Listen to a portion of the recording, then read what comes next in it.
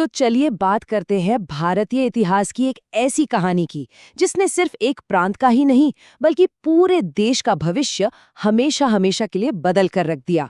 ये कहानी है लालच की, ताकत की और एक ऐसी चालाक व्यवस्था की जिसने एक कारोबारी कंपनी को एक साम्राज्य की नींव रखने का मौका दे दिया। यही सवाल इस पूरी कहानी के केंद्र में है। आखिर ये कैसे मुमकिन हुआ कि मुनाफा कमाने आई ये कंपनी यहाँ की शासक बन बैठी? इसका जवाब एक बहुत ही शातिर और क्रूर योजना में छुपा हुआ है। इस कहानी को समझने के लिए हमें चलना होगा 18वीं सदी के बंगाल में। ये वो दौर था जब बंगाल अपनी दौलत की वजह से सोने की चिड़िया कहलाता था, लेकिन राजनीतिक तौर पर वो बहुत ही कमजोर और बिखरा हुआ था। और इसी खालीपन को भरने के लिए मैदान में थी ईस्ट इंडिया कंपनी। पर यह कोई मामूली कंपनी नहीं थी।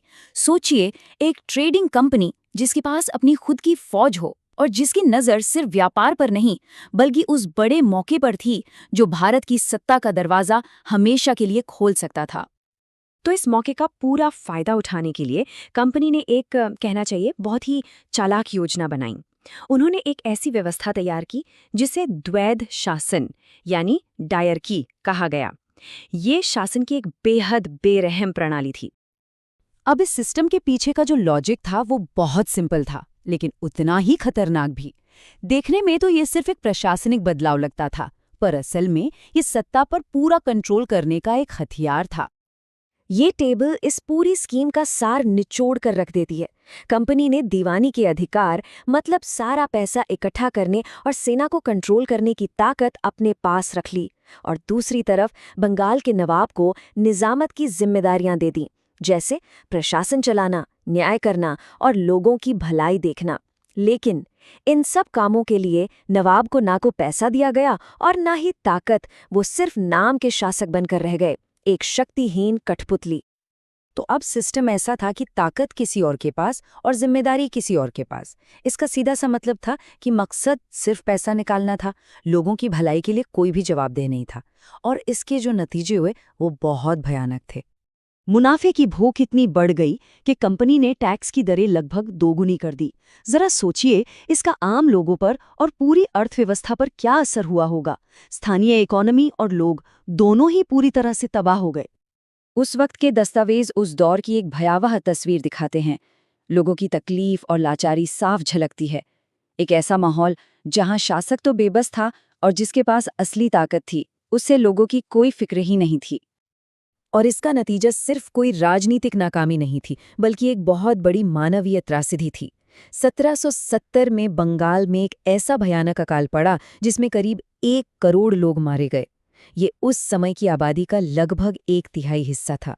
और ये कोई कुदरती आफत नहीं थी, बल्कि इसी शोषण करने वाली व्यवस्था का सीधा नतीजा थी। अब जब तबाही इतनी बड़ी हो तो उसकी खबर कहीं ना कहीं तो पहुंचती ही है।